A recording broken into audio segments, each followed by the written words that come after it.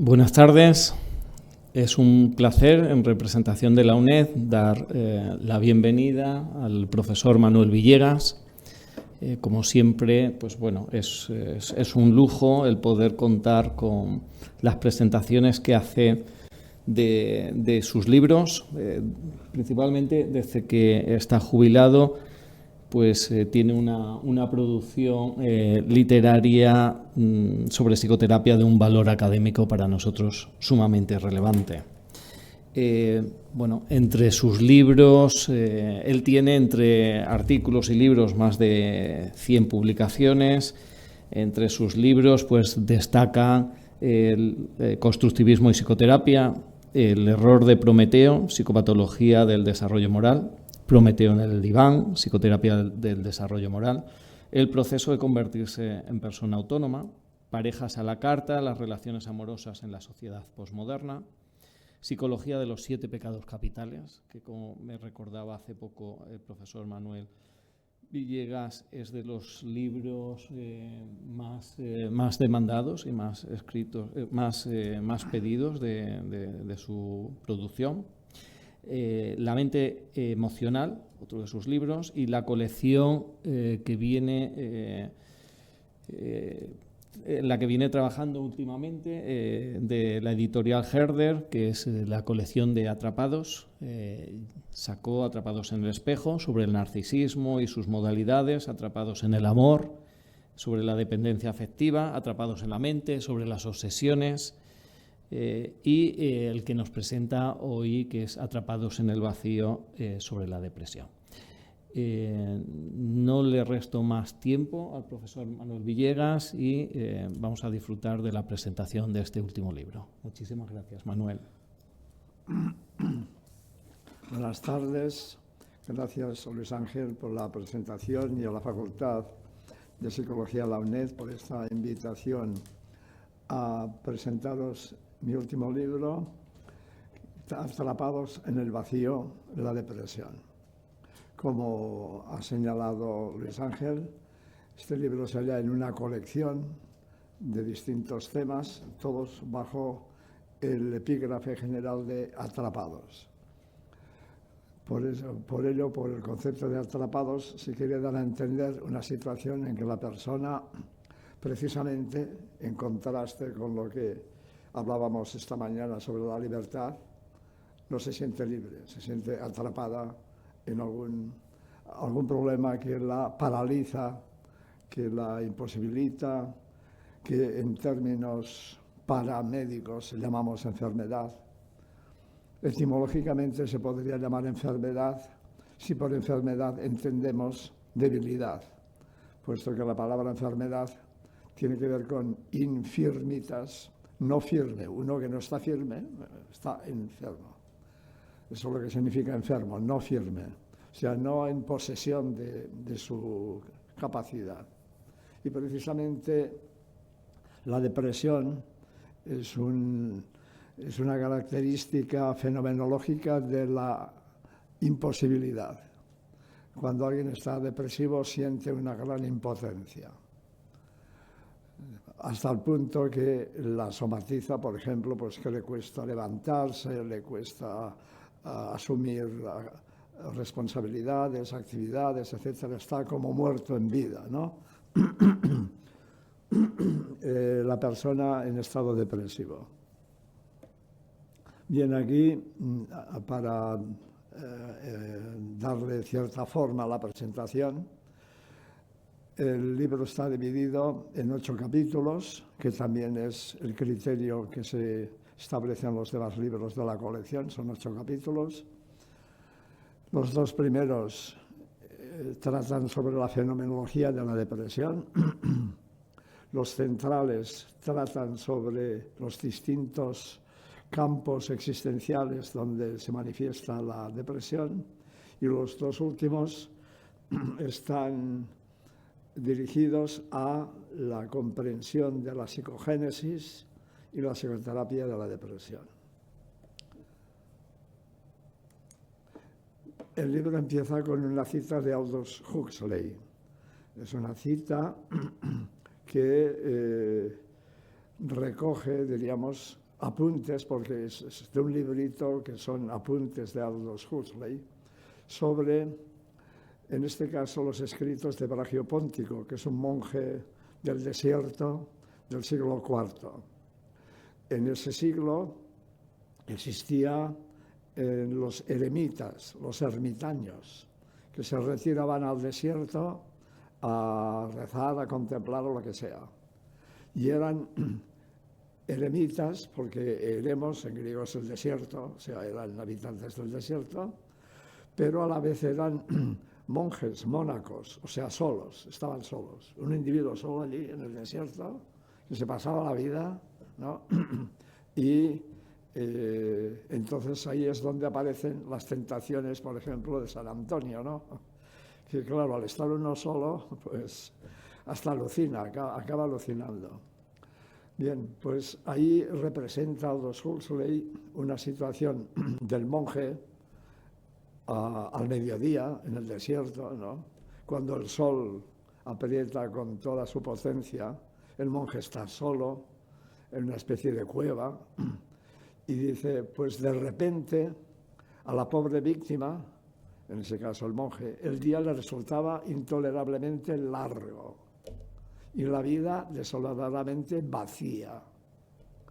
Vacía, ¿eh? Está subrayado porque por eso hablamos de atrapados en el vacío. Iba a la puerta de su celda, miraba al sol en lo alto y se preguntaba si un nuevo Josué había detenido el astro a la mitad de su curso celeste, porque parecía que el sol se había clavado y no se movía de ahí, ¿no? Regresaba entonces a la sombra y se preguntaba por qué razón él estaba metido en una celda y si la existencia tenía algún sentido.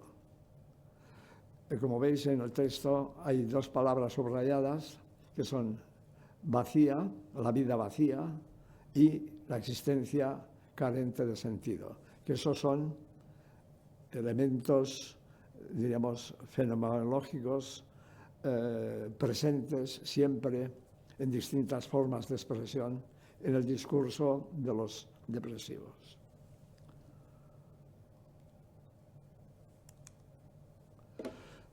Sobre la etimología de la palabra depresión. La palabra depresión está compuesta de presión, ¿no? O sea, el núcleo semántico es la presión. Y fijaros que podemos hacer muchas combinaciones, simplemente con prefijos. Depresión, represión, opresión, impresión, expresión, supresión, compresión, siempre haciendo referencia a presión. ¿Y presión qué es? Pues presión es fuerza interna, una interna o externa, que empuja. Pero cuando hay depresión, significa que el empuje, la presión, ha cedido. No hay presión. Y eso puede ser por el efecto de doble causa. O externa, que una presión externa hunde la presión interna, y entonces, por ejemplo, a nivel geológico, pues tenemos la depresión central en México, la depresión de Chiapas, o la depresión, el sistema central, pues en tal punto hay una depresión geológica. O sea que el terreno está hundido en relación al contorno, al entorno. Por tanto, cuando hablamos de depresión, es una metáfora que significa que la fuerza, el empuje, se ha perdido, o bien porque una fuerza superior lo ha hundido, o bien porque en la base sobre la cual se sustentaba ese terreno ha cedido y se cae. Por ejemplo, imaginemos un terreno kárstico, se ha llenado de vacíos, de agujeros, que con las lluvias mismas, ¿no? Pues esa presión de las lluvias hace que se rompa, se hunda y se produce una caída. Bueno, pues en el sentido metafórico, cuando hablamos de depresión en el ámbito psicológico, hacemos referencia a esta sensación de que el mundo se me ha caído encima y yo me he quedado hundido.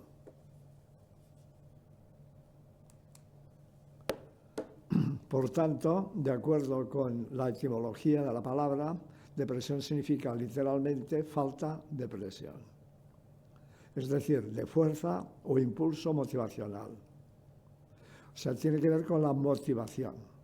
Hoy día hay una tendencia a confundir motivación y emoción. La emoción es una reacción que puede ser de alegría, de tristeza, de rabia, de miedo y de sorpresa, pero no es una motivación. Yo no me motivo por las emociones. Las emociones pueden acompañar a las motivaciones, pero cuando a alguien le falta la motivación, es decir, esa fuerza para motivación de motor, ¿no? Esa fuerza para salir al mundo y para realizarse en el mundo y para vivir, porque es que afecta a las ganas de vivir también, ¿no? Esto es lo que en la depresión decae. Ya incluso las terminologías o formulaciones vulgares en el sentido de populares, dicen el ánimo decaído, ¿no? Se ha caído el ánimo. O con el alma en los pies. Se le cae el alma a los pies. O sea, hay que decir que esta estructura interna que aguanta el individuo se ha derrumbado. Como epifenómeno, el estado de ánimo triste y abatido, la sensación de impotencia, resultado de una presión externa o de una pérdida o carencia interna. La sensación de impotencia se relaciona con la de inutilidad. Fijaros que muchos depresivos dicen que se sienten inútiles, que ya no son útiles. ¿Yo qué hago en este mundo, no? O bien la carencia de futuro, con la falta de proyectualidad. O sea, no hay futuro, no hay proyecto, no hay por qué continuar viviendo. ¿Para qué? No existe un fin. O desesperanza, no hay esperanza. La pérdida de ilusión, decepción, la negación de sentido, el absurdo, la sensación de absurdo, la ausencia de reconocimiento, como invalidación. No sirvo para nada. Y así al infinito. Es decir, que en la depresión hay todo ese apagado general. Es como una especie de apagado general, ¿no? Como hubo aquel día de la caída de la red eléctrica, que todo cae, pues en la vida es como si a la existencia cayera todo y se hubiera terminado la vida. Por eso hay una asociación importante entre suicidio y depresión. Y muchas veces de forma ideativa, ¿no? Ideas de suicidio o representaciones de muerte, pero en definitiva, precisamente como inhibición de la vida, de la proyección vital. Ahora bien, ¿cómo llega una persona a este estado? Son muchos los caminos que pueden conducir a la persona a esa sensación de vacío, de inutilidad, de desilusión o falta de motivación. En general no existe una sola causa, aunque un determinado acontecimiento puede tener suficiente capacidad como para hundir a una persona. Un acontecimiento muy nuclear, una persona que estaba bien, la puede hundir. En ese sentido, tenemos que reconocer que es un fenómeno universal, le puede pasar a cualquiera y que ha pasado siempre. Por eso también he empezado con esa cita del siglo, que hace referencia al siglo IV, ¿no? Pero los médicos romanos ya hablaban de la depresión y de cómo enfocarla, que básicamente decían actividad física moderada, o sea, ir a pasear, por ejemplo, lectura o distracciones tal y cual, y hierbas medicinales. Ahora, en lugar de hierbas medicinales, ponemos pastillas antidepresivos, pero no ha cambiado la perspectiva.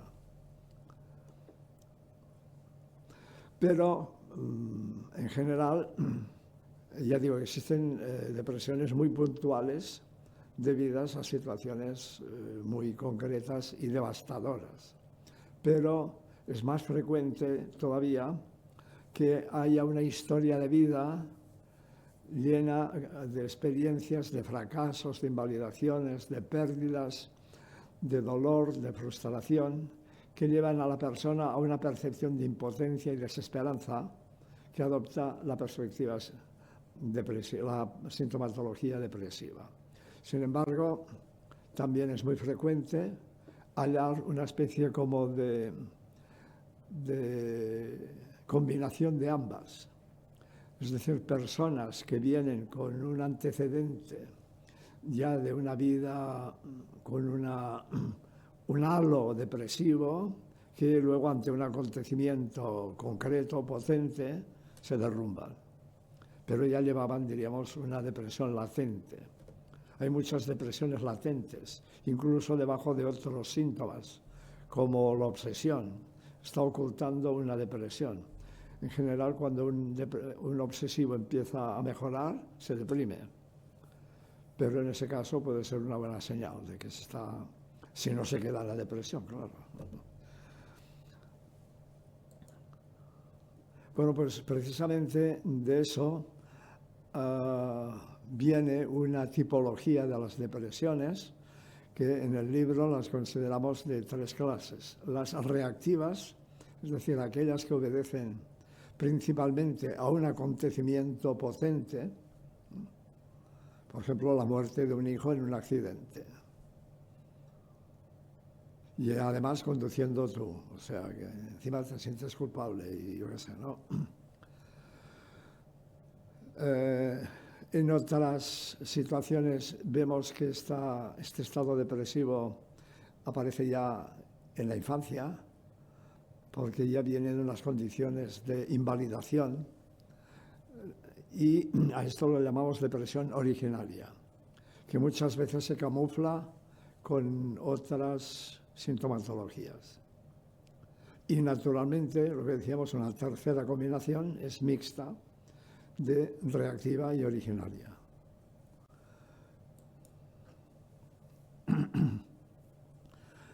Por ejemplo, claro, eso nos plantea, ¿es la depresión una enfermedad en el sentido fisiológico o es un conflicto existencial? Cuando la persona está depresiva, evidentemente su estado psicofísico está afectado. Está desanimado, no solamente porque no le ve futuro, sino porque su estado fisiológico decae.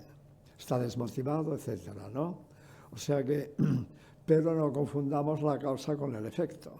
La pregunta es, ¿esa persona está en un estado físicamente abatido porque sus neuroreceptores se han estropeado o porque lo que le pasa en la vida le ha llevado a una percepción de un estado sin futuro, de una desesperación, de una desilusión, de un abatimiento, ¿no? Y para esto recojo un texto de una paciente que lo expresa muy bien. Dice, yo estoy depresiva, pero estoy depresiva por todo lo que estoy explicando, por mis problemas. O sea, mi tristeza es por mis problemas. Tiene un sentido, no es una enfermedad. Es aquí donde la persona quiere decir, oiga, no, si quiere darme pastillas, deme pastillas, pero yo lo que tengo son problemas. Y esos problemas, si no estuviera estos problemas, yo no estaría depresiva, ¿no? Tiene un sentido, no es una enfermedad. Es un sentido de que quiero mucho a mi gente y sufro mucho. Es que es algo que tengo como un sentir, un sufrimiento aquí siempre.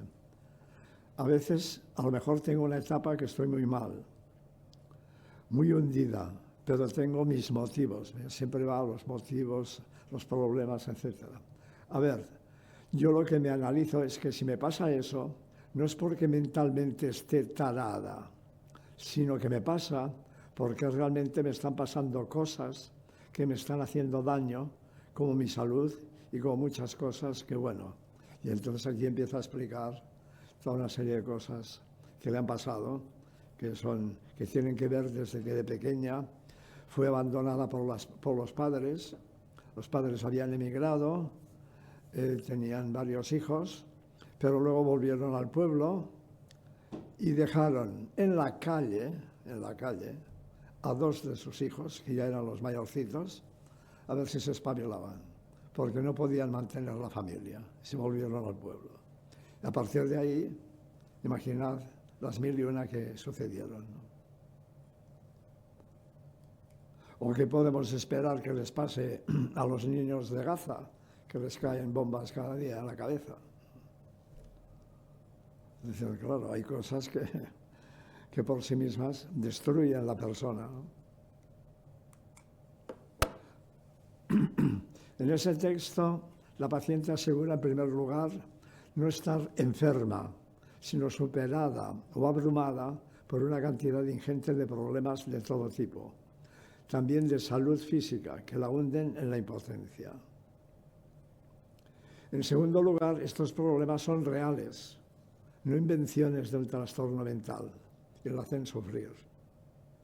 En tercer lugar, la naturaleza de estos problemas es de tipo relacional.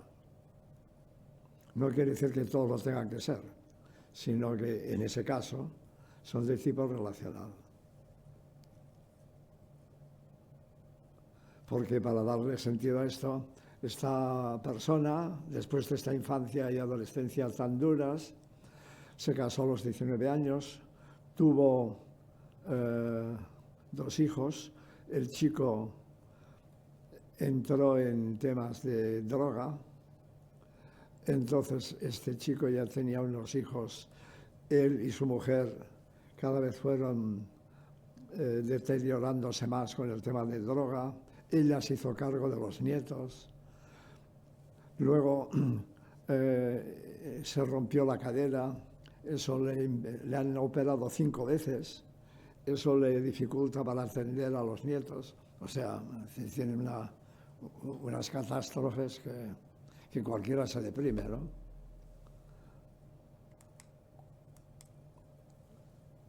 Los 2 primeros conceptos señalados en el texto, la depresión no es una enfermedad, sino una perturbación del estado de ánimo causada por problemas reales que nos hacen sufrir, son prácticamente aplicables de forma universal y transversal a todos los casos de depresión psicógena.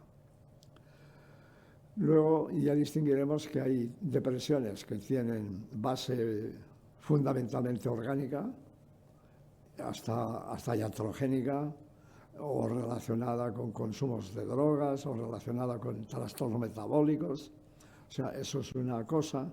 Y otra cosa son las depresiones que podemos llamar existenciales o psicógenas, que como en esta mujer, tienen que ver con los problemas de la vida. Y el tercer concepto que hay ahí, que es el de la naturaleza del problema relacional, es, en este caso y en muchos, pero en otros, no es necesariamente un problema relacional. Puede ser un fracaso personal, puede ser cualquier otro acontecimiento. Y por tanto ahí nos dice que hay elementos que son transversales y universales, pero que hay elementos también que son idiosincráticos de cada persona y que hay que atender a unos y a otros a la vez.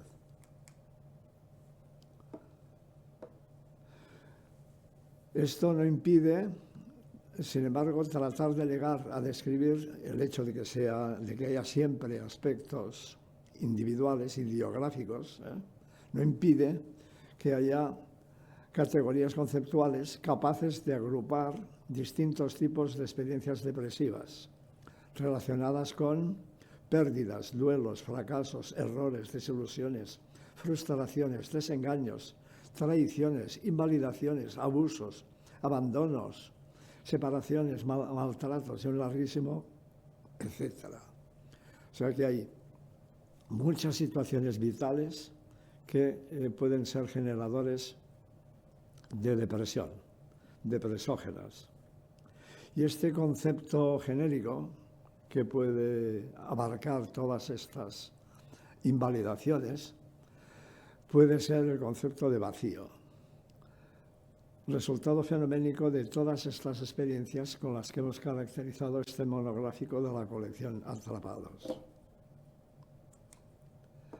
Entonces, ya que hemos escogido el concepto de vacío, vamos a plantearnos qué es el vacío. Y el vacío, uno dirá, pues que no hay nada. Pues no, porque yo puedo entrar en esta sala antes de que sea la hora, la sala está vacía, pero hay muchas cosas, ¿no? Hay micrófonos, hay ordenadores, hay ventanas, hay sillas, hay luces, hay altavoces. No está vacía la sala. Lo que yo digo que está vacía porque lo que espero no es que no haya sillas, sino que haya personas, haya presencia de algo. Algo que yo espero que haya no está. Y lo que debería estar es una presencia.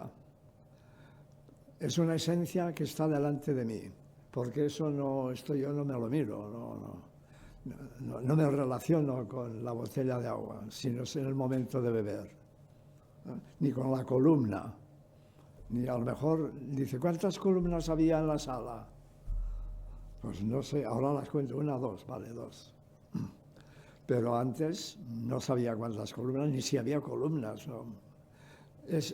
No es una ausencia, porque no es algo que yo espero que esté.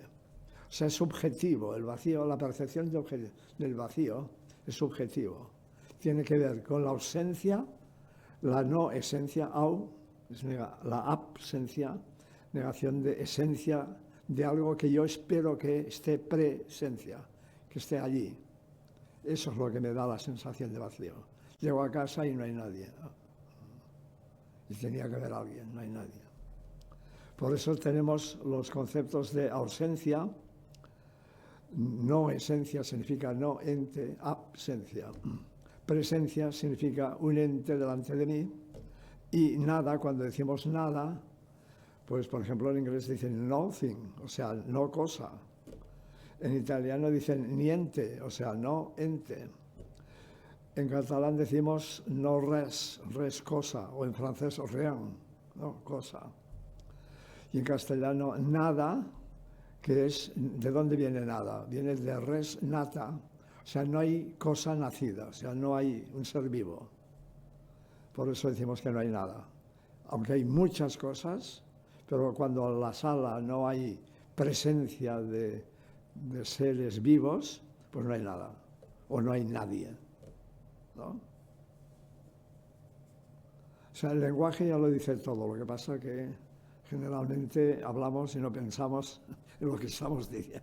Sí que pensamos en lo que estamos diciendo, pero no hasta qué punto lo que estamos diciendo dice lo que dice. Entonces, el libro está estructurado en torno a 4 ámbitos de vacío. El primero sería el vacío ontológico, el segundo el existencial, el tercero el simbólico y el cuarto el relacional. ¿Qué es el vacío ontológico? Es la invalidación del ser. O sea, este ser no es un ser, no vale, no tiene carta de identidad, no está presente, es un objeto, no es un sujeto. El segundo es el vacío existencial, o sea, la imposibilidad de proyectarse en el mundo. El tercero es el vacío simbólico, la falta de significado. Y el cuarto es el vacío relacional, la pérdida de vínculos interpersonales. Vamos por el vacío ontológico.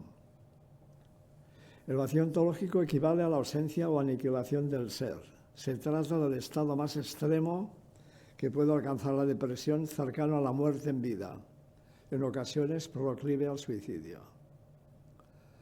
El vacío ontológico puede ser originario en relación a aquellos casos en que la persona según su propia sentencia, dice que ya no debería haber nacido. O sea, sería res non nata, o sea, no nacido.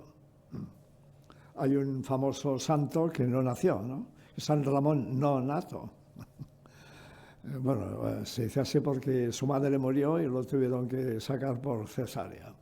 Por eso se dice que no nació. El vacío ontológico, pues, o que bien habiendo nacido, no es reconocido como tal por su entorno. Es rechazado, es ignorado, es declarado, por ejemplo, pues, ilegítimo. Es decir, hay muchas maneras de... tuvimos una paciente en un grupo que incluso su acta de nacimiento estaba equivocada.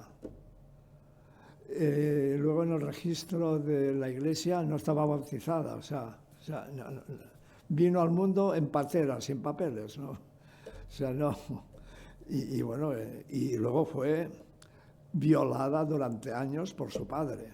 O sea, bueno, tiene todos los números para decir yo no existo. Una frase de ella era esta de yo no debería haber nacido. ¿Por qué no debería haber nacido? Pues porque no fui aceptada cuando nací. Ya y antes de nacer, eso tiene que ver con la historia de sus padres, porque su padre eso era en un ámbito muy cerrado desde el punto de vista, en la época franquista, desde el punto de vista social, una aldea del norte de España, muy tradicional, etcétera, etcétera, en que el hombre, el chico, tenía que casarse, que era de buena familia, con la otra chica de la otra buena familia. Ya eran novios, se esperaba que se casaran, pero se lió con esta plebeya, que fue la madre de esta mujer. Y al liarse con ella, quedó embarazada, y entonces todo el pueblo, nada, le echaban piedras, en fin, era una escena típica de la Edad Media, para que no tuviera la hija, o sea, que no debería haber nacido, está claro. Pero si solamente se limitara al hecho de nacer, es que después toda su vida fue un auténtico machaque.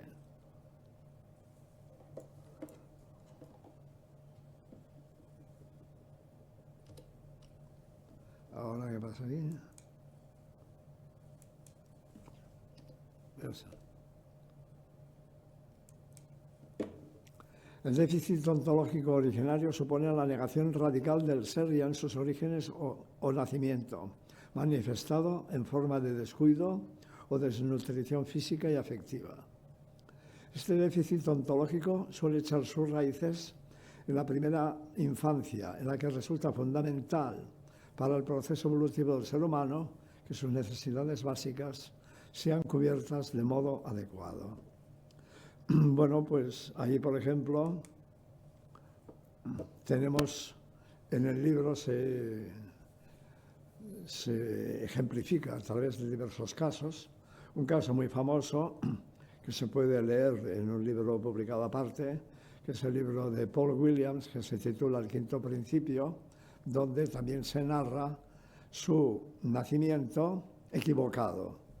Para empezar, antes de que naciera él había una niña, pero esa niña murió por descuido de los padres. Entonces los padres, como si se tratara de un canario, dijeron vamos a tener otra niña para sustituir a esta, como si no se hubiera muerto, ¿no? Pero resulta que salió un niño. Entonces ya empezamos mal, no era lo que tenía que ser. Luego este niño, los padres como eran el padre era alcohólico, la madre muy dejada, muy abandonada. Incluso el chico tenía que buscarse la vida con 3 o 4 años, salía a robar para comer, o sea, porque casi no comía. Y luego tuvieron una hermanita, que es así, que tenía que ser la hermana, pero que los padres ya se habían desilusionado de hijos y los tenían totalmente abandonados. Bueno, pues claro, una vida así lleva a que la persona crece, él lo dice claramente, es muy interesante porque explica claramente lo que hace una persona que de mayor toma conciencia de lo que hizo de pequeño lo que hacía era intentar agradar a sus padres para que le quisieran. Pero siempre le salía mal, o sea que no había forma. Entonces, claro, esto es una situación ya de origen totalmente infectada, totalmente marcada, ¿no? O sea, aquello de llevar ya una marca encima. Sin embargo, se ven procesos terapéuticos impresionantes. La persona esta que os decía de esta aldea del norte de España hizo un proceso terapéutico, pero dices, Dios mío, la capacidad de resiliencia de las personas. Tenía ya 50 y pico de años cuando empezó la terapia. Pero encima de ese origen, como hemos visto también muchas veces, continúa la invalidación con el abuso, el maltrato, etcétera, etcétera. De manera que en la mayoría de casos es habitual detectar una mezcla de ambos factores, el déficit ontológico originario más una invalidación sistemática personal, porque esos padres que no quisieron a esa hija no la van a querer porque se conviertan a qué sé yo, ¿no? Sino que generalmente continúan con esa posición de rechazo. Luego hablamos de otro ámbito de vacío, el vacío existencial. Y veréis que muchas veces los pacientes hablan de eso en términos, por ejemplo, de que no le encuentran sentido a la vida, la sensación de soledad, los conflictos sobre qué es amar, la muerte, el destino, la libertad, la consecución de la autonomía y otros parecidos. A veces expresadas de manera verbal, ya elaborada, pero muchas veces expresadas de manera sintomática, a través de síntomas, por ejemplo, pues de angustia, sensaciones físicas de vacío. Hay quienes dicen, es que tengo un vacío aquí. Una decía que lo que tenía era un bicho, que le subía encima, ¿no? Aquí, o sea, cuando el lenguaje no es capaz de representar la experiencia, entonces es a través de sensaciones corporales, muchas veces mareos, vértigos, etcétera, que muchas veces las personas acaban interpretando de forma hipocondríaca. O sea que detrás de muchas hipocondrías lo que hay es un vacío existencial. O sea, la persona tiene miedo de morir porque todavía no ha vivido, porque tiene miedo de morirse sin haber vivido. Estos temas constituyen frecuentemente de modo explícito el objeto de demandas terapéuticas, o bien ocupan un espacio central en el discurso de los pacientes. No se trata de ningún síndrome caracterizado como una patología específica en los manuales al uso de psicopatología, pero sin duda subyace a muchos de los problemas que traen los pacientes a psicoterapia, desde la bulimia y la dependencia afectiva a la depresión, a la hipocondría, etc. O sea, detrás de muchos síntomas que sí que están sintomáticamente recogidos en los manuales de diagnóstico, lo que hay son vacíos existenciales. La reacción depresiva responde muchas veces al fracaso existencial como consecuencia de un itinerario vital equivocado, que podríamos calificar de proyecto existencial frustrado, como percepción de pérdida de sentido o como ausencia de proyección en el futuro. En el momento en que, por la causa que sea, tenemos la sensación de no encontrarle sentido a nuestro existir, eso lleva como consecuencia la reacción depresiva acompañada muchas veces de idea de muerte o suicidio, puesto que lo que está en juego es la continuidad del propio mundo. No hay futuro. Y si no hay futuro, no hay vida. O sea, ya lo que resta de vida es vegetar. El vacío simbólico. Para muchas personas, la forma de llenar el vacío existencial es construir un mundo alternativo, incluso la psicosis, ¿no? El delirio, basado en una trascendencia ideológica o axiológica que oculte o rellene el vacío de significado al que se verían abocadas sus vidas, si sus creencias, valores o ideales vinieran a fallar.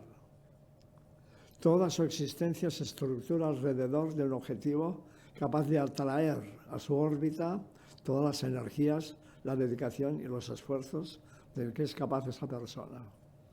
Y ese valor sobre el cual se configura, diríamos, el mundo simbólico de la persona, pueden ser muchas cosas. Generalmente están rodeados de una aureola de excelencia y tienen que ver con creencias religiosas, ideologías políticas, movimientos sociales, valores éticos o morales, producciones artísticas, técnicas científicas. O sea, el interés que el científico tiene por la ciencia es que eso le está alimentando el mundo de valores, ¿no? O culturales, el perfeccionismo personal, la obsesión rellena mucho este campo, ¿no? O ejecutivo, o incluso la consecución de metas deportivas. Para algunos el sentido de la vida es el deporte, para otros la ciencia, para otros es la diversión, la buena vida, lo que sea, ¿no? Sin obviar que la excelencia también puede centrarse en objetivos perversos o en valores asociados a la fama, el dinero o el poder. O sea, si llega cierto personaje al poder y entonces desde allí, a derecha e izquierda, hace lo que le parece, porque el mundo es suyo, pues este es el mundo que se ha creado que le da valor a sí mismo, ¿no?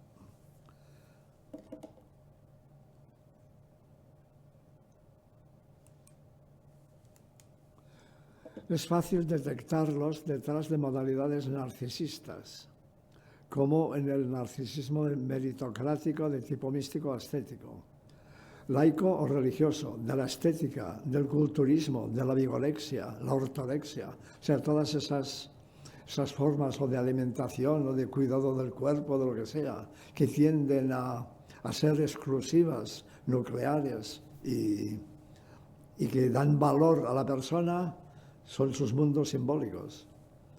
Claro, ¿qué pasa con muchos deportistas o sobre todo jugadores de élite que ganan mucho, pero no tanto por el dinero, sino por la fama?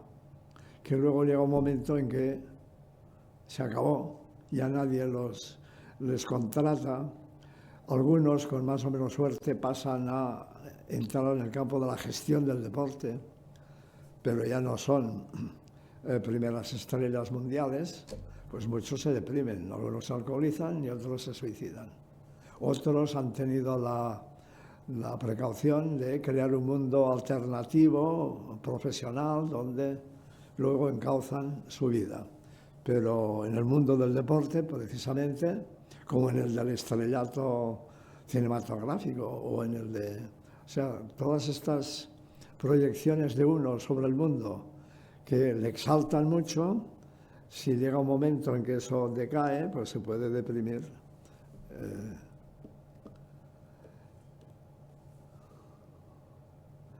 Y lo mismo pues en el exhibicionismo social, como por ejemplo está pasando ahora con personas que tienen mucho éxito en las redes sociales y que en un momento determinado se deprimen, ¿no? y algunos se suicidan. En consecuencia, cuando por las razones que sea, cambios en las tendencias sociales, transformaciones corporales, fracasos profesionales, crisis paradigmáticas en cualquier ámbito del saber o de las creencias vienen a cuestionar el modo simbólico del sujeto, la posibilidad del derrumbe del sistema sobre el que se apoyaba el sentido de su vida, abre la escotilla por donde puede iniciarse el hundimiento de la nave. Aquí, ya que hablamos de simbólico, vacío simbólico, quiero recordar la etimología de la palabra símbolo. La palabra símbolo es griega, está compuesta de sim y ballo. Ballo significa poner y sim con, poner todo junto. O sea, el símbolo es lo que une lo que da sentido.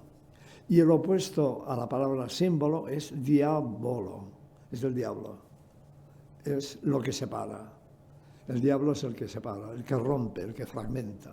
Entonces, la depresión es el diablo del símbolo. La depresión es la fragmentación de la unidad que daba lo simbólico, sea en el campo que sea, deporte, ciencia, religión, etcétera, etcétera. Aquí hay un caso muy interesante que no voy a explicar porque se nos echa el tiempo, pero que donde se ve clarísimamente, en ese caso era precisamente el simbolismo era religioso. Y cómo la crisis de esa fe genera una depresión tremenda, ¿no? Y luego el último mundo que podíamos detectar en un estado depresivo como vacío es el mundo relacional. El mundo social o relacional es el espacio simbólico más visible donde se despliega nuestra existencia. Corresponde al concepto existencial de Mitwelt, o sea, mundo compartido socialmente. Welt es mundo y Mit es el mundo con los demás. Está compuesto de vínculos afectivos, lazos familiares, amistades, relaciones profesionales o agrupaciones de diversos tipos, científicas, deportivas, lúdicas, políticas, etc. También es la gran pantalla donde proyectamos nuestra identidad pública en busca de aprobación, reconocimiento o validación narcisista a través de los medios de comunicación y de las redes sociales. La primera cosa que hacemos al entrar en un espacio habitable, aparentemente vacío, es gritar en voz alta como Narciso: ¿hay alguien por ahí? La falta de respuesta o solo el eco de nuestra propia voz indican la ausencia de una presencia esperada o esperable. Si en alguna situación se percibe de manera inmediata el vacío, es en la ausencia de una presencia anticipada. Este vacío porque no hay nada, lo que hemos dicho antes, res nata, es decir, ningún, ni un ser nacido o nadie que responda a mi presencia. En consecuencia, estoy totalmente solo. Y si estoy solo, me siento desconsolado. Porque consuelo es que alguien hace compañía al solo, o sea que el solo no está solo, está consolado. Pero si está desconsolado, es la falta de... Por eso el consuelo, ¿no?, es reconfortante, porque no estás solo. La percepción de soledad precede a la muerte en un desierto carente de vida. Por eso las personas, y sabéis que una de las raíces etimológicas probables de la palabra persona hace referencia a la máscara teatral de los romanos, personas, si la máscara produce una especie de altavoz, para resonar, buscan afanosamente el intercambio o relación con otras personas, porque en este espacio relacional existen, proyectan su voz y se proyectan a sí mismos en busca de una resonancia o eco de la misma en los demás, ¿no? Es ahí donde las voces intercambian. Ya sea comunicándose entre ellas, ya sea asumiendo el cuidado de los más pequeños o necesitados, ya sea colaborando en empresas comunes, ya sea compartiendo las aficiones, ya sea intimando sexualmente, ya sea compitiendo deportivamente o combatiéndose agresivamente, ya sea colaborando en proyectos públicos o conviviendo en los espacios domésticos, se hacen conscientes de su presencia para sí mismos y para los demás. El vacío relacional supone la muerte relacional. Y aquí sí voy a hacer referencia a un caso muy paradigmático de una paciente a la que hemos llamado eco, porque precisamente acaba siendo el eco de su voz. No hay nadie. Y no hay nadie en un mundo donde había mucho. O sea, su mundo ya desde su infancia es un mundo de relaciones. Ella genera alrededor, como si fuera el sol, una especie de satélites, de sistemas, de muchas relaciones. Pero esta persona vino a terapia después de 3 intentos, luego con hospitalización graves de suicidio. ¿Por qué? Porque tenía un mundo lleno de relaciones y uno por uno, como si fueran bombillas de un cuadro, se fueron fundiendo, desaparecieron todas y se quedó sola. Primero muere la madre, luego le hemos llamado Eco a ella, por eso.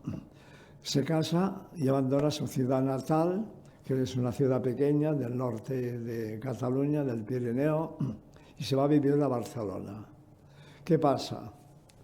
Que ella trabajaba allí, tenía la familia, tenía los amigos, tenía su vida social, pero al irse de su ciudad natal, entrar en un lugar desconocido, que lo hizo porque el marido, que trabajaba en un banco como ella, tenía las posibilidades de progresar en Barcelona, pero ella trabajaba allí y en Barcelona no encontró trabajo. Entonces, eso ya la empezó a aislar. La empezó a aislar porque no encuentra trabajo, deja su trabajo, después muere el padre, después se divorcia, antes ha tenido un aborto, y se divorcia porque el marido se ha ido con otra.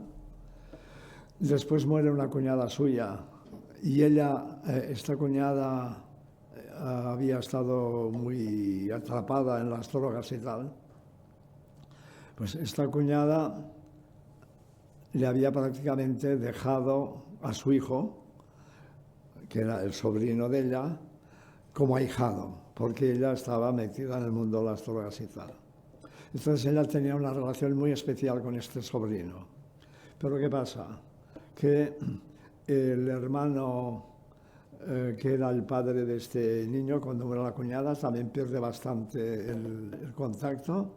Luego las amigas, una por una, van desapareciendo y al final el único que le quedaba, que es el número 9, que era el sobrino ya ha crecido y se va a estudiar el Erasmus a Suecia y pierde el contacto.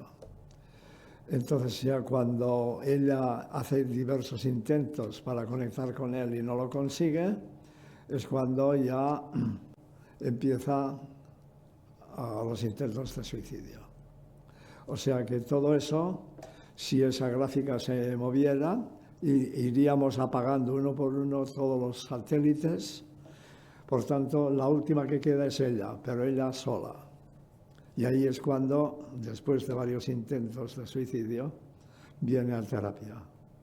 Su mundo social ha desaparecido. Los 2 últimos capítulos están dedicados, uno a la psicogénesis y otro a la psicoterapia. En primer lugar, en el capítulo 7 se trata de modo específico de poner en relieve la naturaleza psicogénica de la depresión. No siempre, pero justamente porque no siempre, quiere decir que hay algunas depresiones que no son de origen psicológico, o sea, de origen vivencial, de origen existencial, son de origen pues medicamentoso, metabólico, otras enfermedades degenerativas, etc. Entonces, eso, ¿por qué lo mezclamos con las depresiones vitales, con las depresiones existenciales? Es una confusión. Y a este propósito hay un testimonio muy interesante de Francis, que fue uno de los redactores del DSM-3 en concreto, fue el organizador del DSM-3, que se atribuye a sí mismo en parte a la culpa cuando dice que al principio justamente estaban intentando diferenciar bien, porque siempre existen expresiones de depresión endógena, exógena, psicógena, diferenciarlo bien. Pero pensaban que bastaría con una graduación, que la dimensión sería depresión biológica, depresión psicológica y una dimensión. Pero claro, es que no es una dimensión. Una dimensión es siempre sobre lo mismo, más o menos determinado, más o menos rico, pero no biológico y psicológico, no son contradictorios, no son dos polos de una misma dimensión. Entonces ahí hay un error conceptual. Pero lo grave de eso no fue el error conceptual, sino que fue que en ese momento, cuando apareció el DSM-3 y el 4 y el R, apareció el Prozac. Y el Prozac tuvo tanto éxito al principio que dije, bueno, si con el Prozac se curan las depresiones, tira Prozac para allá, ¿no? Hombre, las farmacéuticas se frotaban las manos. Y entonces, ¿qué ha pasado? Que el famoso modelo biopsicosocial se ha convertido en un modelo bio-bio-bio. ¿Dónde está lo psico y dónde está lo social? Lo social ni te cuento, ¿no? O sea, entonces tenemos que, como se ha ido todo psiquiatrizando, ha perdido sentido meter todas las depresiones bajo un mismo paraguas, porque al final el paraguas es la pastilla. Incluso sabemos que hay algunos medicamentos que incitan al suicidio, o sea que no. De manera que la propuesta que se hace en el libro es hacer una separación conceptual y dejar, como dice la famosa expresión que sale en el Evangelio, ¿no? Dar a Dios lo que es de Dios y al César lo que es del César. Si suponemos que el César es la psiquiatría, pues que se quede las depresiones que son biológicas, pero las psicológicas, por favor, que no las medicalicen, porque lo que estamos haciendo es convertir el malestar existencial, los problemas de la vida, en enfermedades cerebrales. Y ahí en el capítulo se insiste bastante y se especifica bastante cómo se concibe que podría ser un planteamiento distinto de la concepción de la depresión. Y por último, el último capítulo está dedicado a la psicoterapia, donde a través de una serie de verbos, porque los verbos indican acción, ¿no? Por ejemplo, expresar, comprender, perdonar, aceptar, etcétera, etcétera. A través de una serie de verbos se indican distintos procesos necesarios para que la persona pase de una posición de víctima a una posición resiliente, a una posición activa.